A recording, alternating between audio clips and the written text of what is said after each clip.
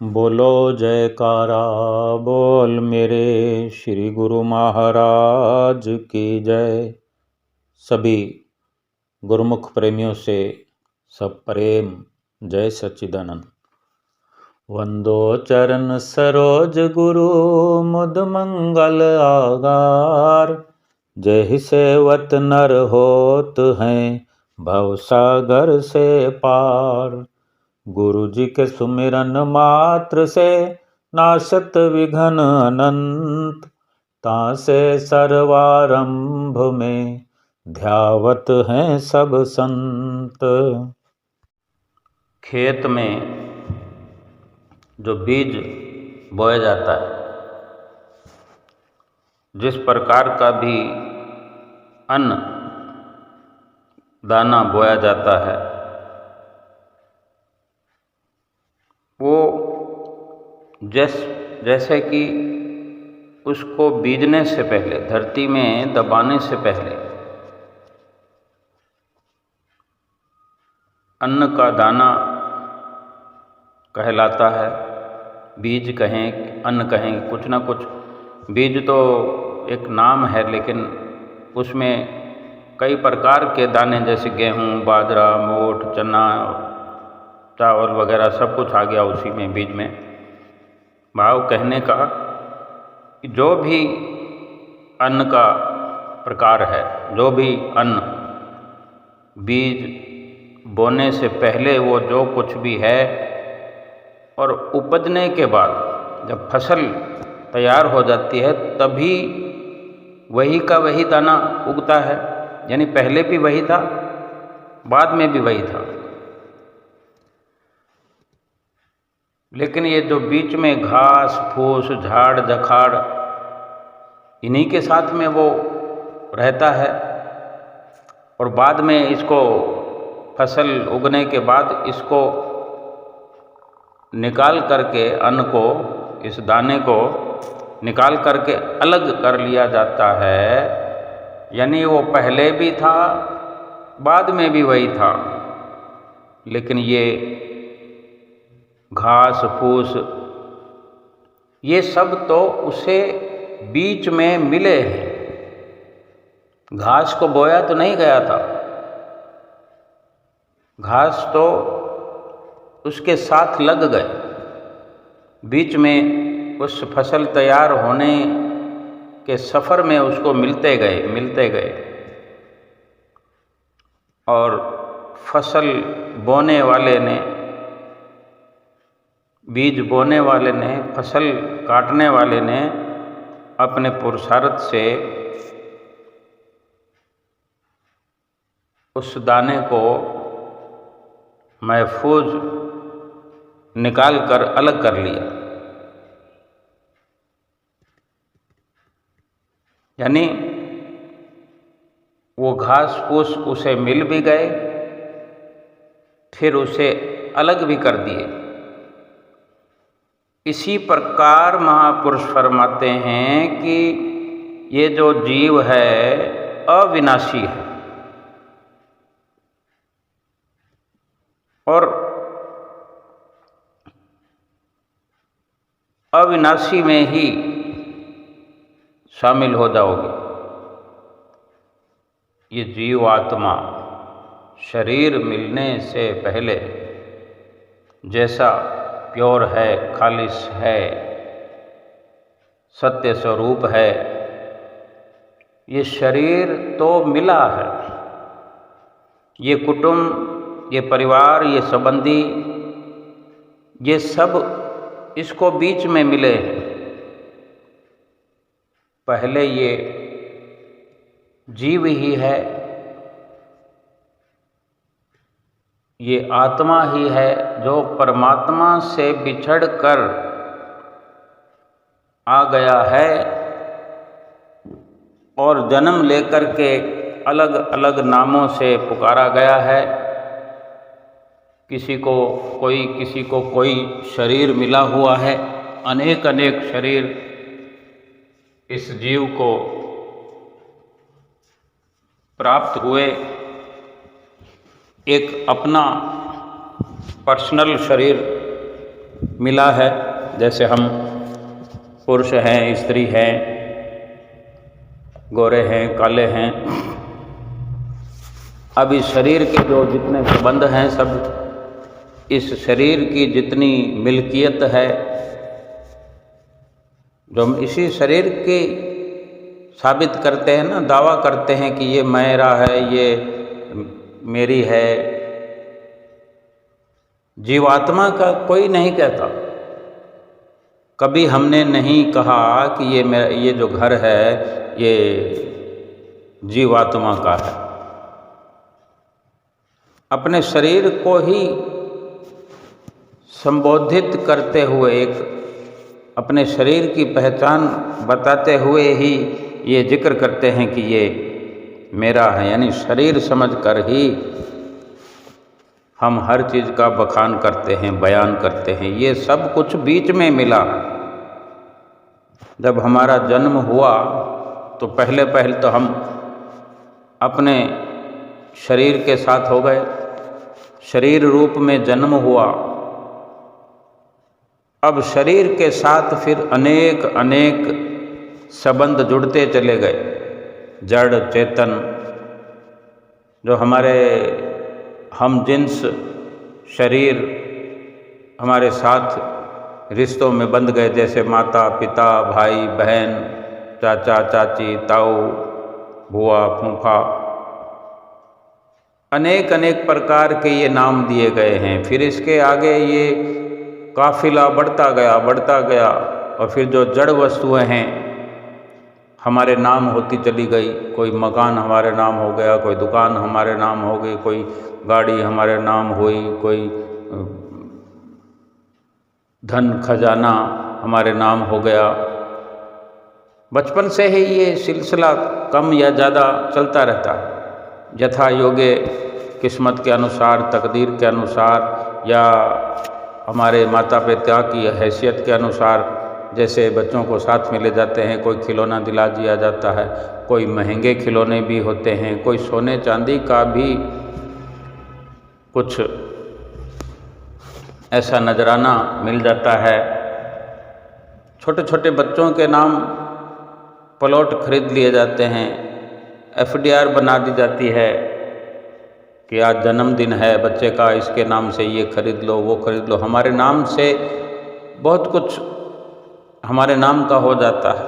यानी हमारे साथ ये जितना भी संबंध जुड़ता गया, सामानों का, रिश्तों का, कुटुंबियों का, ये सब बीच में मिलता है। हमारे जन्म के बाद मिलता है। पहले जीवात्मा ही हुआ करता है और इसी प्रकार जो कुछ भी बीच में मिलता है वो सब धीरे धीरे धीरे धीरे बिछड़ता भी चला जाता है। एक दिन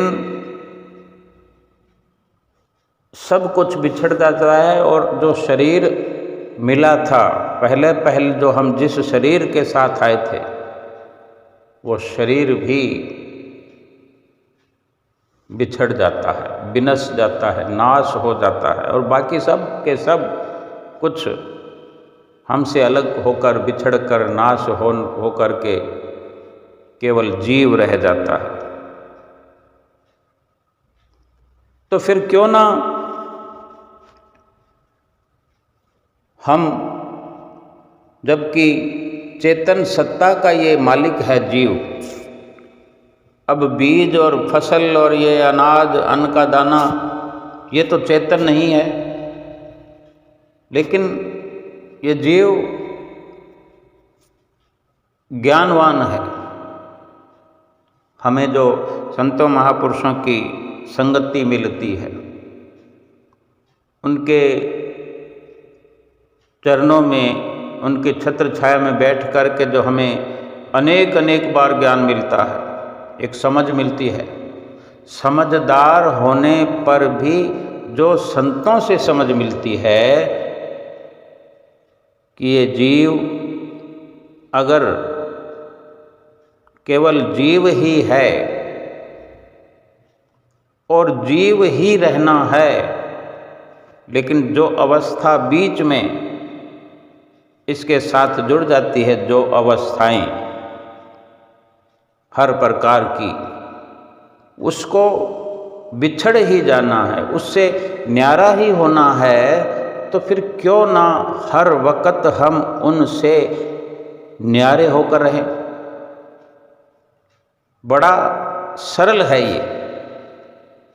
अगर ऐसे इस प्रकार से भी समझ सकते हैं कि जैसे हम जिस दायरे में रहते हैं, जिस घर में रहते हैं, जिस परिवार में हमारा जन्म हुआ, जिस परिवार से हमारी पहचान हुई, या फिर उसी के अनुसार हम अपनी पर्सनल लाइफ बनाते चले गए, इसी प्रकार हमारे आस पड़ोस में कोई, हमारे मिलने जुलने वालों में कोई और हैं, उनकी अपनी पहचान है, उनका अपना परिवार है, उनकी अपनी मिल्कियत है, उनका धन है, खजाना है, उनके प्लॉट्स हैं, दुकान है, मकान है।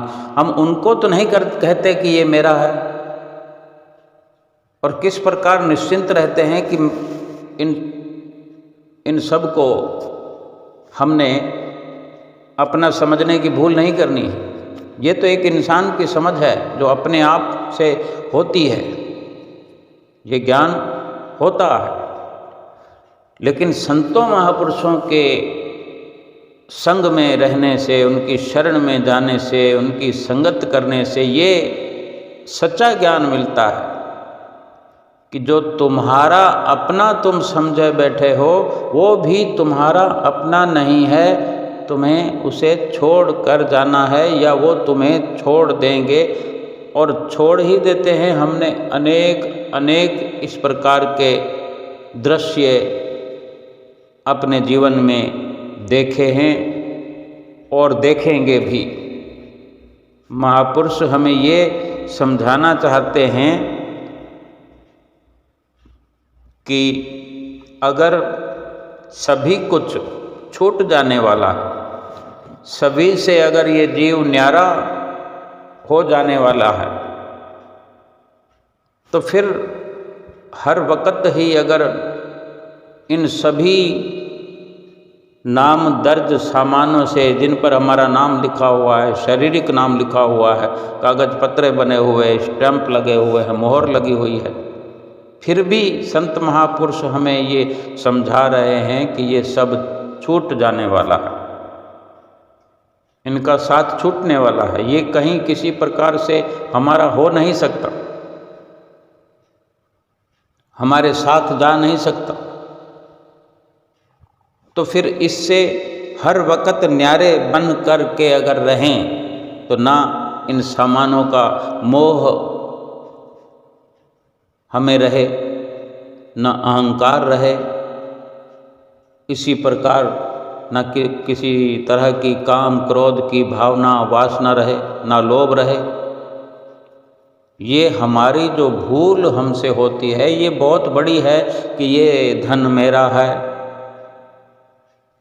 ये मेरा मान करके उसकी तादाद भी हम ध्यान में रखते हैं कि ये मेरा जो है वो कितना है।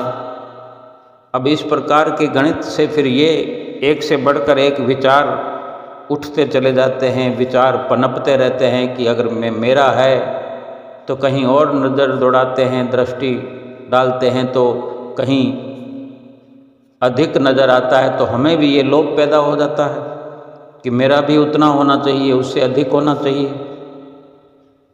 और फिर जो हमारे पास है और कहीं नज़र डालने पर पता चलता है कि हमसे किसी के पास कम है, तो उसके कम को देख करके हमें अहंकार हो जाता है कि मेरे पास तो इतना है। इस प्रकार से काम क्रोध लोभ मोह अहंकार के शिकंजे में इंसान, ये जीव फंसा रहता है, कसा रहता है, कसता चला जाता है शिकंजा काम क्रोध लोभ मोह अहंकार का। अधिक होने का लोभ, अधिक होने का अहंकार, और फिर इसी में से क्रोध, ये सब कुछ एक दूसरे के भाई हैं। एक से अगर रिश्ता हो गया, अगर काम से रिश्ता हो गया, तो लोभ मोह अहंकार क्रोध, ये सब आ जाएंगे। अगर एक अहंकार हो गया तो बाकी के फिर लोभ, मोह, क्रोध, काम, ये सब अपने आप आ जाएंगे। एक से रिश्ता बनाने की जरूरत है। और फिर इसके बाद में एक एक की इतनी बड़ी सेना है और बलशाली सेना है, इतना शिकंजा कस जाता है जीव पर कि जीव फिर इन सब से आज़ाद हो ही नहीं सकता। देखने में या समझने में एक साधारण समझ से मान भी लेता है इंसान के सब कुछ छूट जाना है, ये जीव ही रहेगा, बाकी सब कुछ जो बीच में मिला वो तो छूट जाएगा। लेकिन फिर ये जीव दोबारा जब जन्म लेगा तो फिर इसकी वही स्थिति रहेगी, फिर से रिश्ते मिल जाएंगे। अगर इंसान का जन्म न भी हुआ, 84 लाख योनियों में जन्म मिला, कुछ भी जन्म मिला, हाथी बनकर आ गए, घोड़ा बनकर आ गए, चिंटी बनकर आ गए, या कुछ और बन के आ गए, कुछ भी आ गए, किसी भी प्रजाति में जन्म लिया, कीड़े मकोड़े बनकर आ गए, तो उन सब की फिर रिश्तेदारियाँ,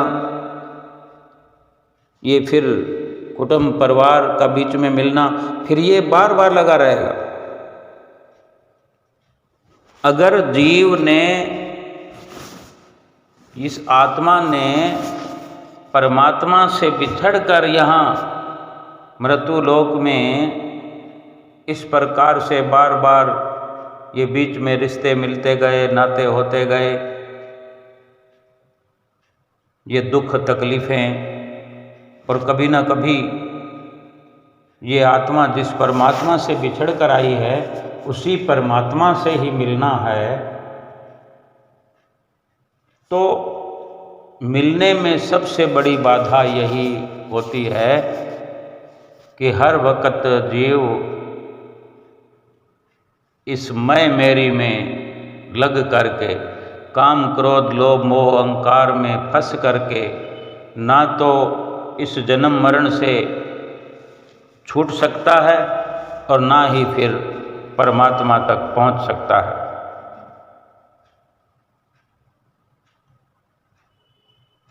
महापुरुष फरमाते हैं कि तुम जो बार बार ये समझते हो, दूसरों को समझाते हो कि मैं ये हूँ, मैं वो हूँ, अपनी जो पहचान बताते हो, वास्तव में तुम अपने भीतर प्रवेश करके खुद जान तो लो एक बार कि तुम हो कौन। एक बार अपने आप से पूछो तो सही कि तुम कौन हो। मैं अपने आप से एक बार पूछूं कि मैं कौन हूँ। मैं एक बार जानने का प्रयास करूं कि मैं अगर किसी नाम से स्वयं भी परिचित हूँ और दूसरों को भी परिचित कराना चाहता हूँ कि मैं रामलाल हूँ, तो एक बार मैं अपने आप से पूछूं कि रामलाल माने कौन। अगर जन्म हुआ तो रामलाल का हुआ और मृत्यु होगी तो रामलाल की होगी। आज भी हम रामलाल हैं और मृत्यु होने पर भी ये पहचान इतनी तो उजागर की जाएगी कि रामलाल मर गया, लेकिन रामलाल की तो लाश पड़ी हुई है, रामलाल का पार्थिव शरीर पड़ा हुआ है। लेकिन अब रामलाल बोलता क्यों नहीं है? अपनी पहचान वो स्वयं बताता क्यों नहीं है? अब वही रामलाल चलता फिरता क्यों नहीं है? बीमार है तो दवाई खाता क्यों नहीं है? केवल उसको शमशान ले जाने का ही एक कार्य बाकी रह जाता है। तो वो कौन था जो इस रामलाल को चलाता था, जिसके कारण ये रामलाल की पहचान खुद भी अपनी समझता था और दूसरों को भी परिचय देता था कि मैं रामलाल हूँ, वो कहाँ है या वो कौन था? वही तो जीवात्मा है। तो वो कहाँ गया? वो तो अविनाशी है। आत्मा का विनाश नहीं होता, अजर अमर है। ये सब कुछ जन्म लेने पर मिल जाता है, मृत्यु होने से पहले पहले छूट जाता है। ये जीव इन सब से न्यारा हो जाता है। मृत्यु शरीर की हुई ये हमने मान लिया, लेकिन ये भी कहा जा सकता है कि मृत्यु तो किसी की भी नहीं हुई। हमने इसको जिंदा माना था, शरीर को, चलते फिरते हुए को, बोलते हुए को, इसी रूप में हर वक्त देखना चाहा था, और ये स्थिति बिल्कुल उलट हो गई। अब ये शरीर बोलता चालता नहीं, चलता फिरता नहीं, कुछ देखता नहीं, कुछ सुनता नहीं, कुछ काम करता नहीं। ये सब कुछ गतिविधियां इसकी रुक गई और हमने इसको घोषित कर दिया कि ये फलां व्यक्ति मर गया। लेकिन असल में अगर ये समझा जाए, जो महापुरुष समझाना चाहते हैं, सतगुरु सिखाना चाहते हैं, कि हम ये समझें कि हम जीव हैं, हम जीव आत्मा हैं। ये शरीर मिला हुआ है, दूसरे अनेक अनेक शरीर तो एक दूर की बात है, ये हमारा अपना शरीर भी मिला हुआ है और बिछड़ेगा भी। ये आज भी मृत है और एक दिन मृत की घोषणा कर दी जाएगी। लेकिन मृत शरीर को आज ही अगर मृत मान करके हम इस संसार में जीते चले जाएं, जीवात्मा के अंदाज में, जीवात्मा के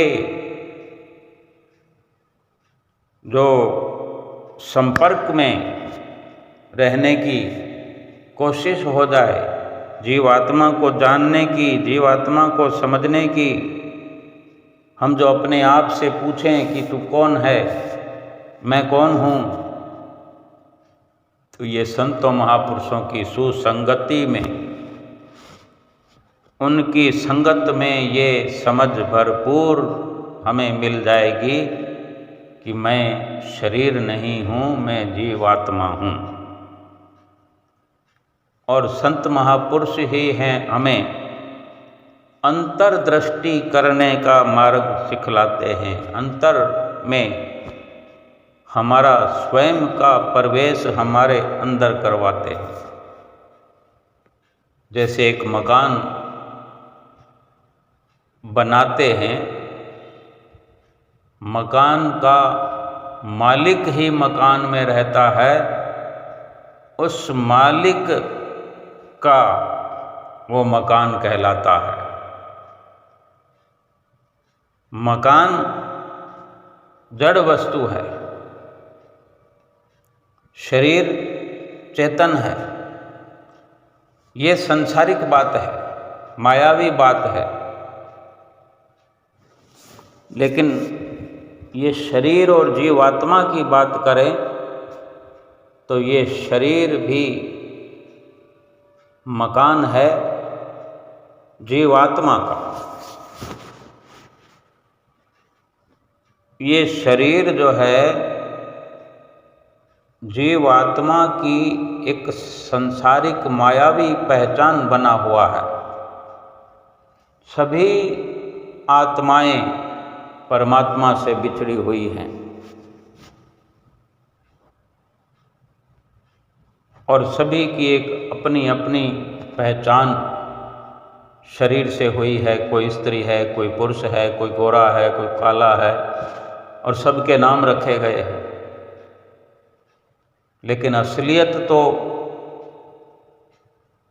इस जीव को स्वयं समझने की जरूरत है।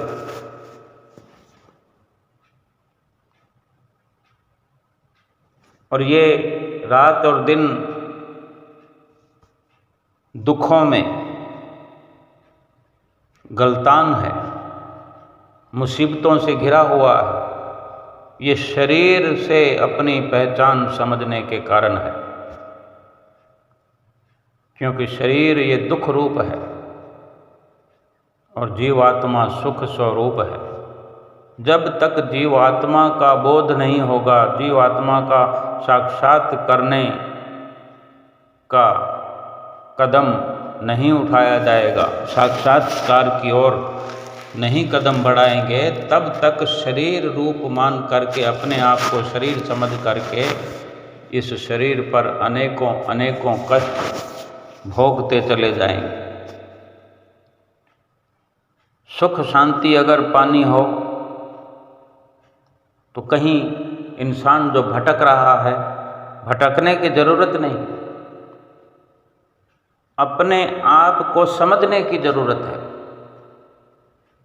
अपने आप को जानने की जरूरत है। अपने आप को ना जानने के कारण, ना समझ पाने के कारण ये दुखी बना हुआ है।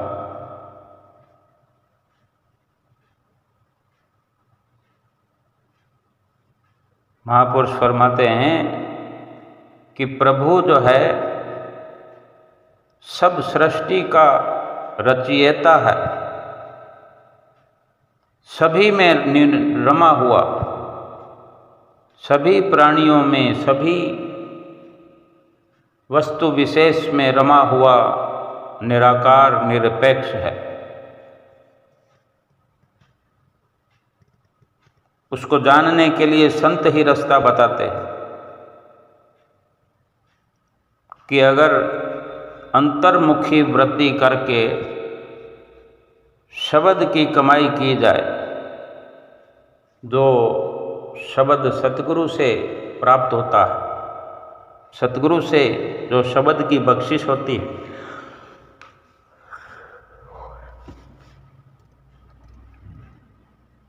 उस शब्द की कमाई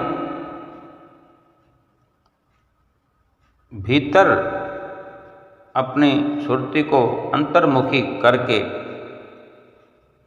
शब्द की कमाई की जाए तो अपार आनंद व शांति का भंडार मिल जाएगा। ये जो शब्द की कमाई करने का महापुरुष बार बार समझाते हैं, जतलाते हैं कि सतगुरु का ऐसा ध्यान करो कि केवल केवल सतगुरु ही रह जाए। जैसे तू और मैं का दोनों का मिश्रण है, तू का ऐसा ध्यान करें, ऐसा ध्यान करें, खो जाएं उस तू में कि फिर मैं बाकी रहे ही ना, तू ही तू हो जाए। फरमाते हैं कि सतगुरु का ऐसा ध्यान करो कि केवल तुम ही तुम रह जाओ, तुम ही तुम रह जाओ या तू ही तू रह जाए, यानी एक रहे। और जो मैं है, हम जो अपने आप को मैं करते हैं, ये मैं जो है उस तू में विलीन हो जाए। तेरी रजा रहे और तू ही तू रहे, बाकी न मैं रहूं न मेरी आरज़ू रहे। जब तक कि तन में जान रगों में लहू रहे, बस तेरा हो जिक्र या तेरी जुस्तजू रहे। सारे तीर्थ धाम आपके चरणों में, हे गुरुदेव प्रणाम आपके चरणों में। जब सतगुरु से ऐसा गहरा संबंध हो जाए, जब ऐसी गहरी सतगुरु से मुलाकात हो जाए, सतगुरु से ऐसी नज़र जुड़ जाए कि फिर अपना होश ही न रहे। तेरी नज़रें पड़ी तो कमल हो गए, तेरी बातें करी तो गज़ल हो गए। मेरी हस्ती तो थी एक टूटा मकान, तेरी रहमत हुई तो महल हो गए। हे सतगुरु मैं तेरे संग रहूं, ये ज़रूरी नहीं, बस मैं जहाँ भी रहूं तेरी शरण रहूं। यानी मैं समाप्त हो जाए मेरी, तू जहाँ भी रहे, तेरे साथ विलीन हुआ, गुमशुदा हुआ, तेरे ही साथ मिला रहूं, बस तू ही तू हो जाए।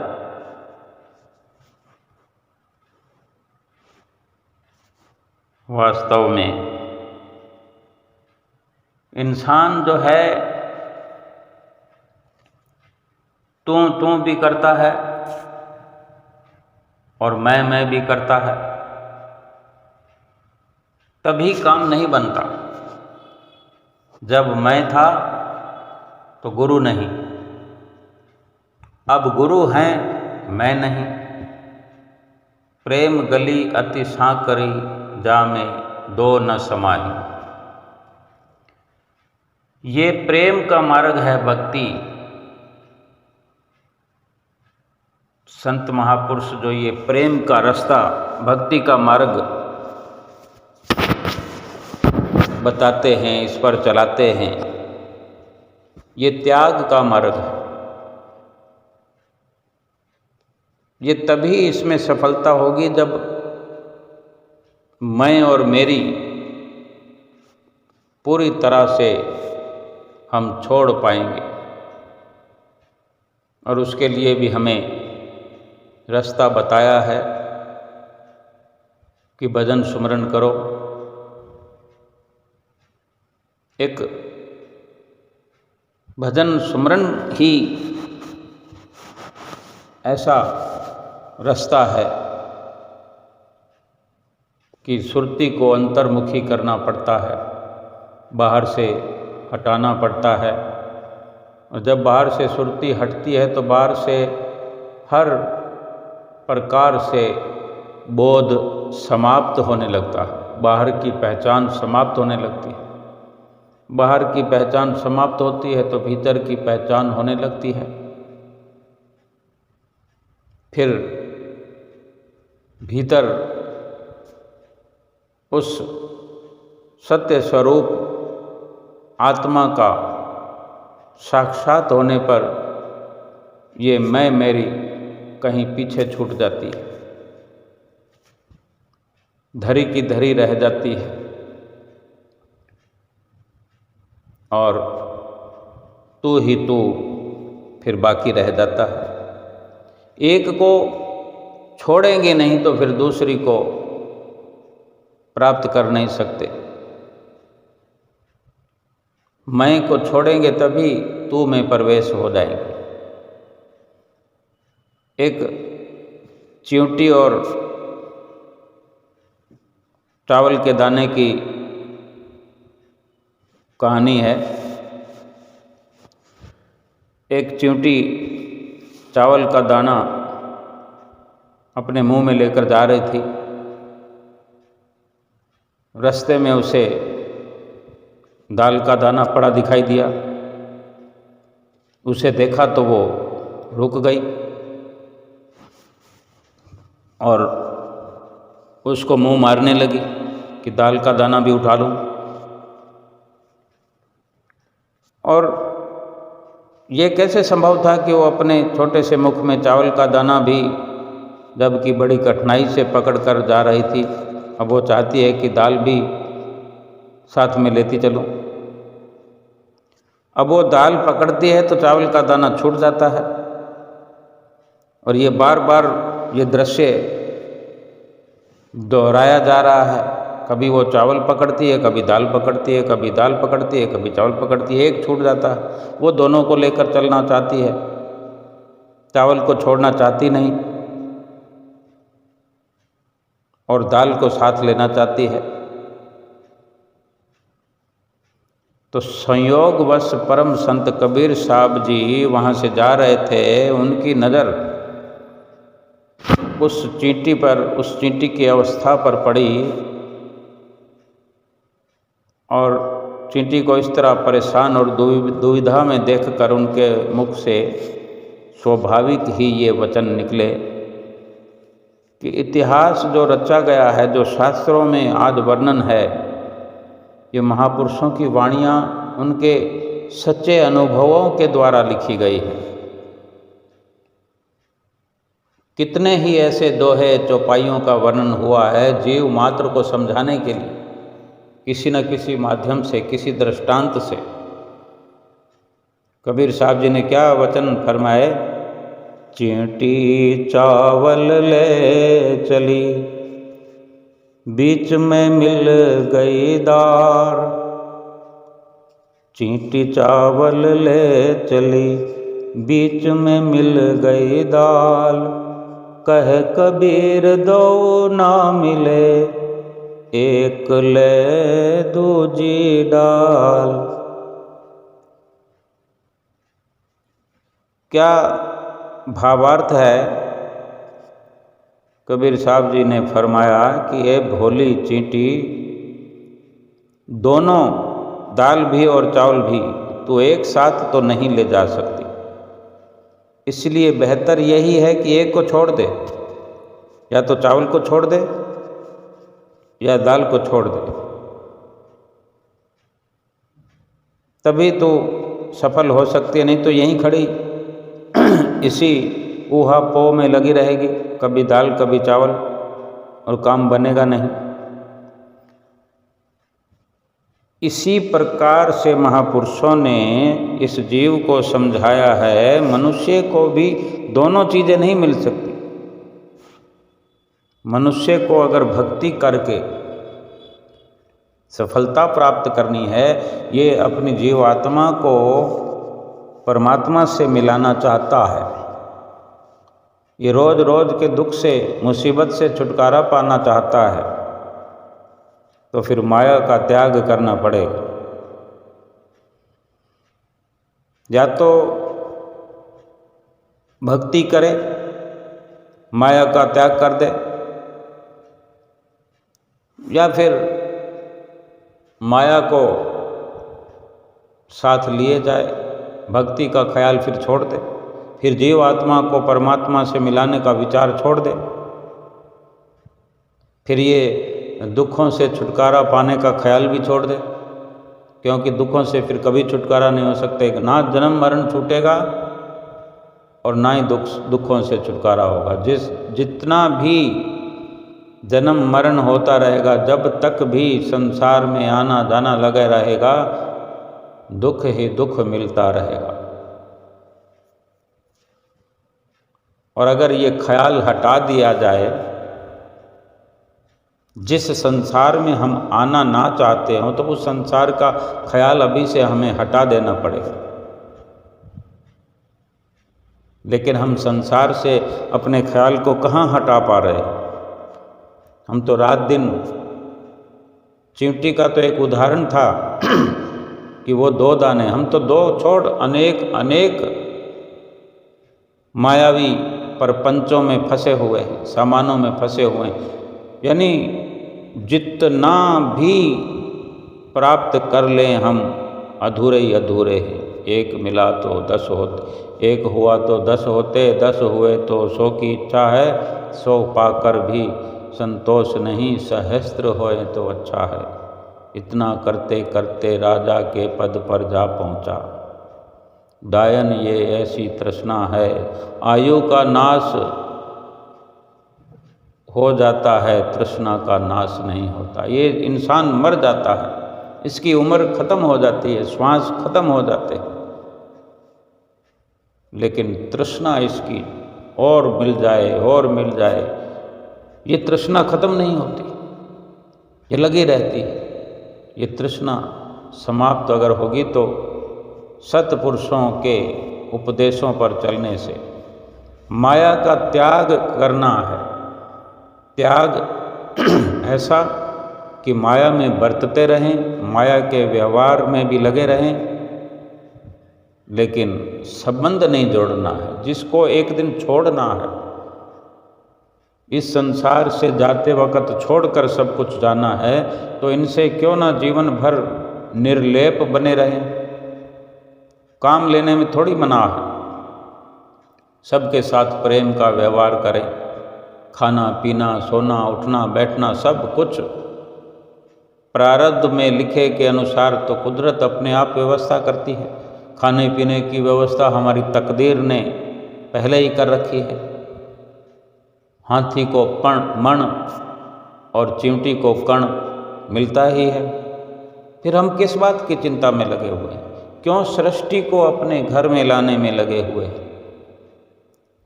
मनुष्य की खोपड़ी के बारे में, ये जो मनुष्य की खोपड़ी में जो विचार चलते हैं, उसके बारे में महापुरुषों ने कथन किया है, मानुष केरी खोपड़ी कब हो धापे नहीं, तीन लोक की संपदा कब आवे घर माही। तीनों लोकों की, त्रिलोकी की संपदा अपने घर में लाने की चेष्टाएं करता रहता है। ऐसा संभव तो नहीं। जब संभव नहीं है तो फिर इसका अंत क्या है? इन कामनाओं को, तृष्णाओं को छोड़ देना ही ठीक है, त्याग कर देना ही ठीक है। कैसे करें? वो संत महापुरुष हमें रात और दिन समझा रहे हैं। भजन सुमरन करो, अपनी सुरती को बाहर से हटा लो, संसार से, बाजार की भीड़ से निकल जाओ, लेकिन कहीं सुरती को फंसाओ मत। सुरती चित्त प्रभु के नाम में लगा रहे। जो सुमरन, जो नाम सतगुरु ने बख्शिश किया है, उसमें अपना चित्त लगा करके हम रखें, उसी में ध्यान लगा रहे। बाहर चलते फिरते रहें, काम काज करते रहें, लेकिन ये ध्यान बना रहे कि मैं शरीर हूँ ही नहीं, तो शरीर की ये सारी मिल्कियत, शरीर की सामग्रियाँ इकट्ठी करने के पीछे ही मैं सारा अपना वक्त जाया करता रहूं, जबकि यह सब चीज़ें छोड़ के जाना है। फिर इन छोड़ जाने वाली वस्तुओं के पीछे में अपनी सारी उम्र का एक एक पल में नाश कर रहा हूँ, और जो साथ लेकर के जाना है मुझे, मालिक के नाम का, भक्ति का खजाना साथ ले जाकर प्रभु के आगे पेश होना है, उसके लिए कोई खबर नहीं, कोई सोच नहीं मेरी।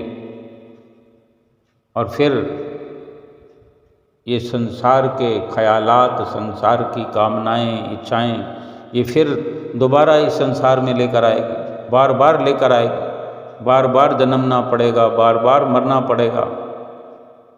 इसका लाभ क्या है? अगर कोई बच्चा स्कूल में पढ़ता है, किसी क्लास में पढ़ता है, पहली क्लास से लेकर किसी भी क्लास में पढ़ता हो, जिस क्लास में भी अगर वो गफलत करे, सोचो कि 5वीं क्लास का बच्चा है, अब 5वीं क्लास में वो 5वीं क्लास की पढ़ाई नहीं करता है ढंग से, सवाल जवाब ठीक से नहीं अगर रटता है, नहीं अभ्यास करता है, तो फेल हो जाएगा।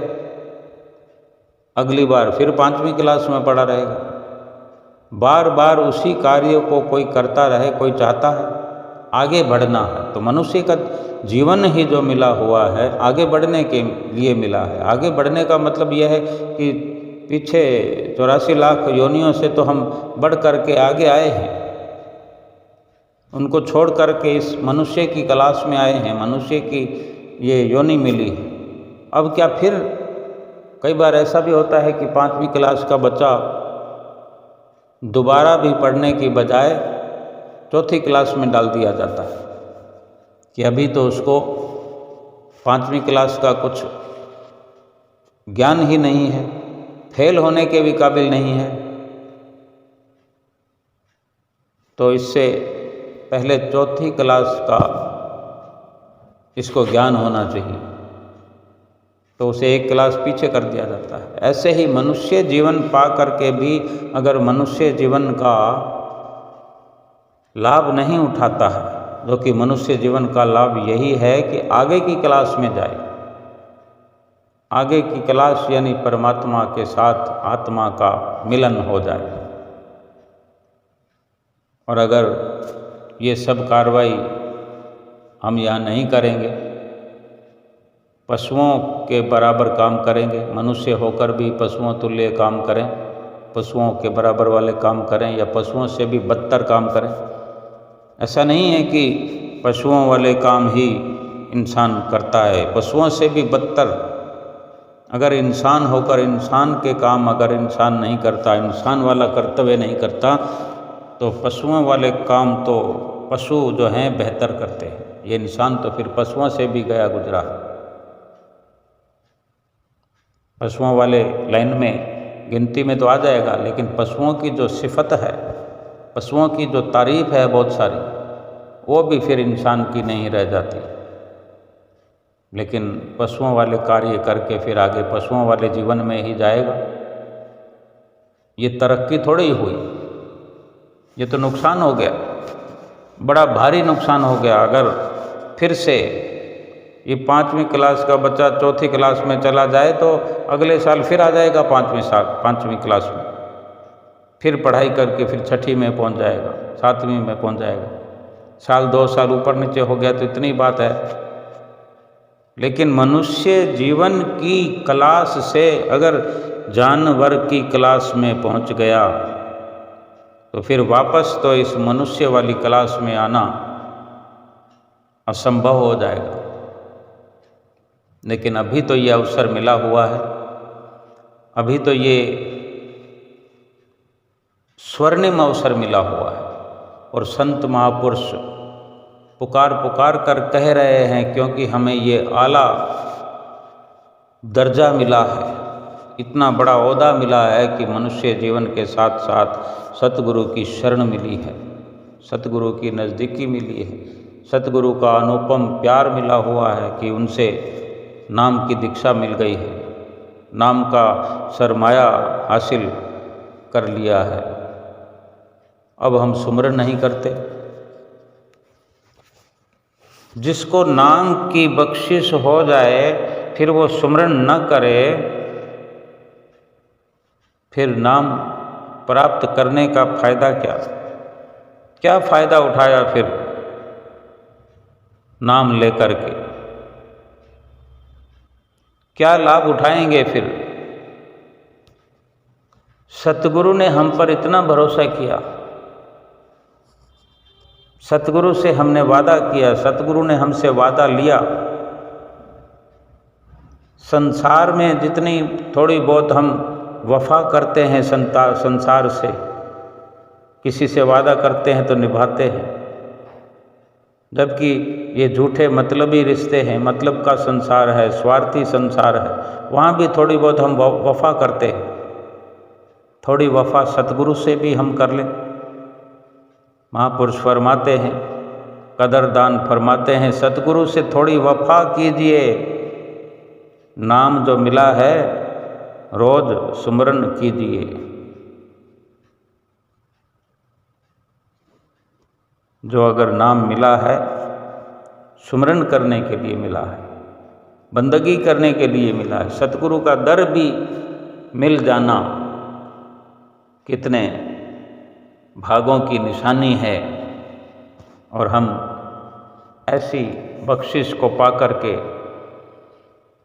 पशुओं जैसे अगर कार्य करते रहेंगे तो फिर वो दिन दूर नहीं कि मनुष्य जीवन तो छिन जाएगा। आज नहीं तो कल ये नाश भी हो जाएगा। वो दिन दूर नहीं है, वो घड़ी दूर नहीं है, वो लम्हा, वो श्वास कब आखिरी हो जाए।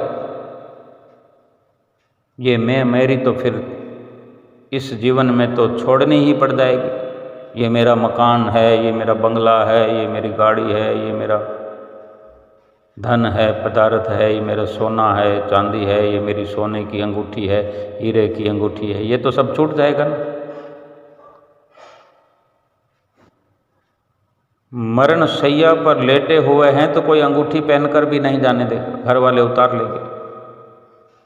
हमारी तो ना हुई ना, हमारे साथ तो ना गई, तो क्यों फिर इन सब चीज़ों का बोझ अपने हृदय पर लेकर के मेरा मेरा मेरा मेरा करते रहे।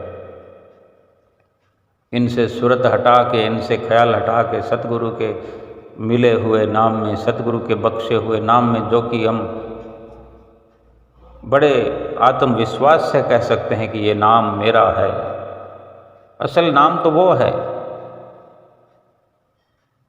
कि हम इस नाम का सुमरण करते रहें, इसी नाम का सुमरण करते करते करते ये नाम उस नामी से मिला देगा,